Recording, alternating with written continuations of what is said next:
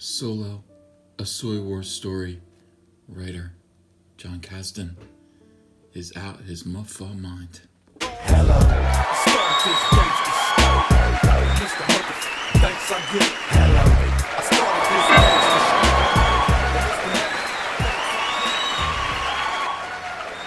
show. Well, holy moly, thank you. Welcome to another wonderful episode of Comic Artist Pro Secrets. My name is Ethan Van Sciver. You may or may not know, I am a comic book artist. Have been for 25 years. 25, count them.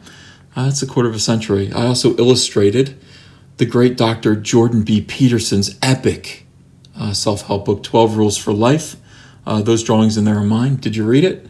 About 1 million people did. I hope you were one of them. And also, I'm a great big Star Wars fan, which is why I'm warming my hands. On the glow, the dim glow of John Kasdan's Twitter feed. And dim it is. It is dim. Our friend Boofire191 picked up something very strange about the way John Kasdan tweets. I'll follow in his footsteps. Boofire191, this is for you as I read this. Here's a little intro I wrote up last night for hashtag Soylo, a Star Wars story. Little boy's head. For anyone who's interested. My dad and I are so glad and grateful that so many people are having fun with it. Thank you. You're welcome, John. John, just one question. Do you like George Lucas's Star Wars? How do you feel about it? You are about 5 years younger than me, so I consider you to be a young man. You weren't around when the first movie came out. You were born in 1979, and therefore, I think you could have been about 4 years old when Return of the Jedi came out. Chances are you missed it the first time around. So whatever you have to say about George Lucas's Star Wars is purely from an academic standpoint. Do you like it? Let's find out in this weird essay that you wrote. And it is weird. Soylo, a Star Wars introduction. What is it about Star Wars? I'm hiking in the Santa Monica Mountains, stumbling out of a bar at Manhattan at 2 a.m, grabbing coffee in London on my way to work. Wow, you're a jet setter, John. Thank your dad, thank your father for the life he gave you. Wherever I am, wherever I go, there's Star Wars. On the front of some dude's t-shirt in a shop window, an alliance tattoo on a muscled forearm. I'm starting to get the picture. It's a mythology that has permeated our culture, but why? Why is Star Wars such an enduring myth? I have no idea, underline, no idea. But I have some theories. Are your theories all going to be tinged with negativism? Are your theories all going to be tinged with insults towards George Lucas? I'll bet they are. Let's see. Here's one. It's important to remember that when George conceived of Star Wars nearly half a century ago, it was as pastiche, stealing the imagery of Buck Rogers. Yeah, the momentum of the old Republic serials, the plot of a Kurosawa movie, a heavy dollop of Eastern philosophy, and some groundbreaking effects. He mixed them all up in a grimy, why grimy, old blender? Why grimy, John? Why is the blender grimy? Because you see, the blender that you're referring to is George Lucas's skull. It's his brain. Is his brain grimy to you?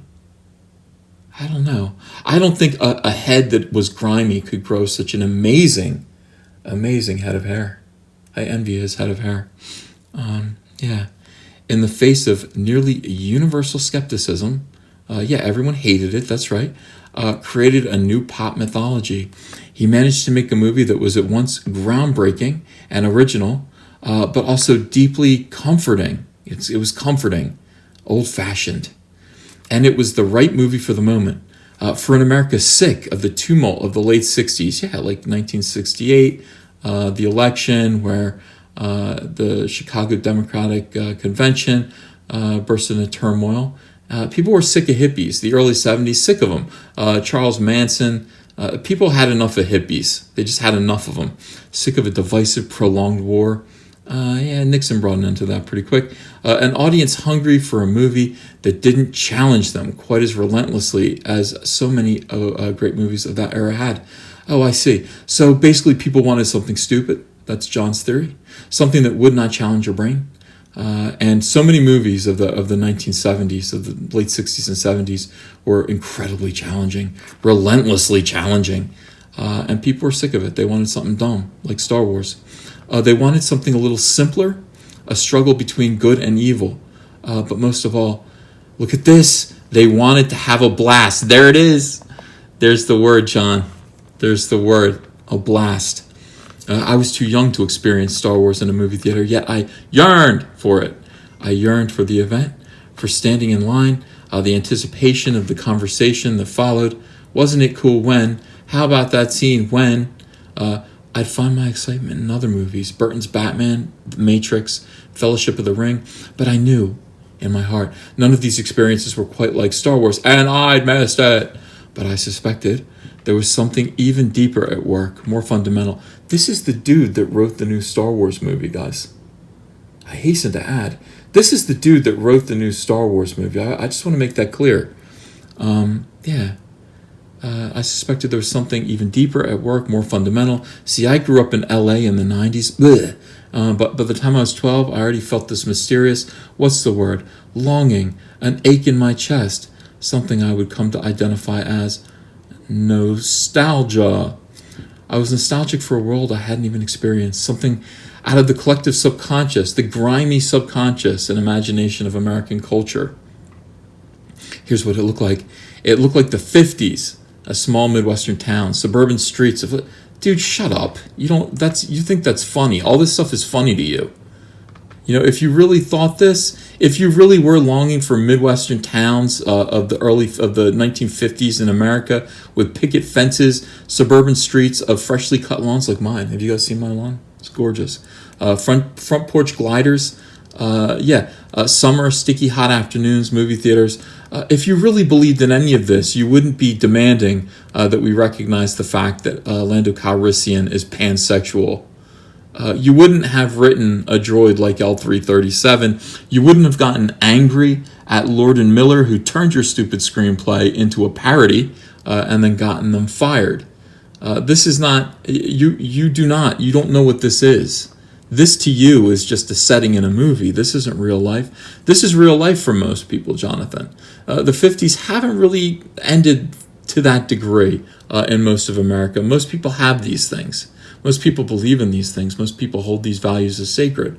You don't. You mock them. They exist in a fantasy to you in a world that is long gone because you grew up in LA in the 90s. You're cynical, you're perverted, and you have some really strange ideas about Star Wars because you didn't grow up with Star Wars. You didn't. You look back on Star Wars and you wonder what we must have thought about it. You wonder what the world was like when Star Wars was out. You missed it. Yeah, you'd missed it. Though I'd never literally lived that experience, I've been nostalgic for it my entire life. Then get an exorcism, John. And you know what? I don't think I'm the only one. I think the true secret of Star Wars is that it transports us back to that shared, imagined past, to that grand movie palace of our dreams. It's called Middle America, John. It lets us be the kids we were and never were. A little boy or girl reading comic books by the flashlight under the covers after bedtime. Mom and dad asleep in the next room. Yeah, they don't do that anymore. Kids don't read comic books anymore because people like you have taken over the comic book industry and destroyed it. And you are doing something similar with Star Wars right now. Soylo is a popcorn Saturday matinee. Yes, it is. It is, but it's also supposed to be good, John. Milk Duds and Pepsi for your soul. No, it's more than that. It's more than that. It's something else for people. This is not a cheesy Independence Day style movie that comes and goes out of the theaters. Star Wars is supposed to be something that lasts forever. Hell, there's a religion based on it. People take it very, very seriously. It's very important to them. These movies are watched over and over and over again, and they will be passed on from me to my children, to their children, and to their children, because that's what Star Wars movies are supposed to be. You don't get that, which is why you made a Milk Duds and Pepsi movie for the soul. You made garbage. You made pure garbage. So as the scoundrel himself might say, try not to think about it too much, kid. Just enjoy the ride. Yeah, try not to. Too bad, John. We're going to think about your movie quite a bit. I mean, this channel spends a lot of time thinking about your crummy movie and what it did to Star Wars and how it's lowered the standards not only for Disney and for Star Wars, but even for Star Wars fans. You have lowered their expectations. You told them to lower their expectations because why? Why lower your expectations? Why? Because here comes John Kasdan. Here comes son of Lawrence Kasdan, Jonathan Kasdan, who wants to do all kinds of weirdo LA in the 90s nonsense to Star Wars. He thinks he wants this stuff. He acknowledges the greatness of middle America and the suburbs, but that's not who John is. John is sick inside. You can see it. You can see it in every one of his tweets. You can read it right here. Try not to think about it too much, kid. Lower your expectations. Lower your expectations. No, people do want to think about it. They want to think about Star Wars. They want to talk about it and think about it, which is why you're not qualified to write these movies, John. It's why you have written the single lowest selling Star Wars movie of a 40-year franchise. The first Star Wars movie that underperformed expectations so greatly, when expectations were already so low, when they were already lowered time and time again, you underperformed the lowest of expectations, John, because of your attitude. Do not bring your Californication to Star Wars ever again. And I don't think you'll be allowed to. I don't think we'll be seeing your name around too much around the Star Wars franchise, except as a curse word, except as people curse and swear that the studio lost something like $400 million because of your stupidity, because you had to come out, John, and you had to make a declaration that Lando Calrissian was a pansexual, right before the movie aired, right before the movie was going to hit the theaters. You had to have America asking what a pansexual was. You're an idiot, John. You are an idiot. It doesn't sound like you thought too much about it. I hope you enjoyed the ride. Enjoy the ride and have a blast. All in caps. Enjoy the ride and have a blast. This word here, very peculiar. Sounds like you spoke to quite a few of the reviewers. They all used that word to cover for you. But the box office isn't going to cover for you now, is it? This franchise is only as valuable as we allow it to be, Jonathan. We are the fandom menace to you because you don't understand us and you think very little of us. And that is why you wrote such a stupid movie. That is why when Lord Miller tried to rescue your movie, you fired them. You had them fired because they were not adhering to your dumb screenplay. It all makes sense now. Well, all right, we're just going to sit here and we're going to continue to watch this movie go up in flames and laugh at your little essay.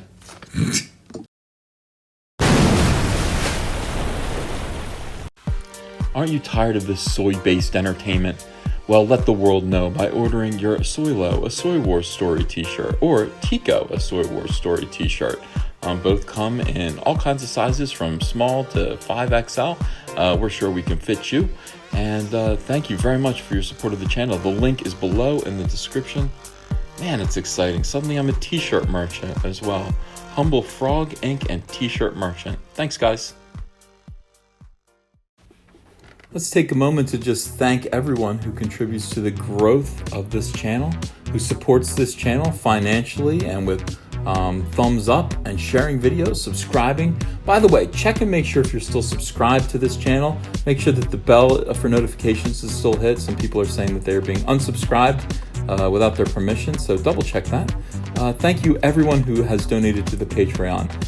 Really do appreciate your support. All you have to do is pledge $5 or more to the Patreon before the end of the month in order to get your name on June's scrolling credits list. You can do that now. The link is below in the description. Thanks to everyone who donates super chats. Appreciate you all. Love you.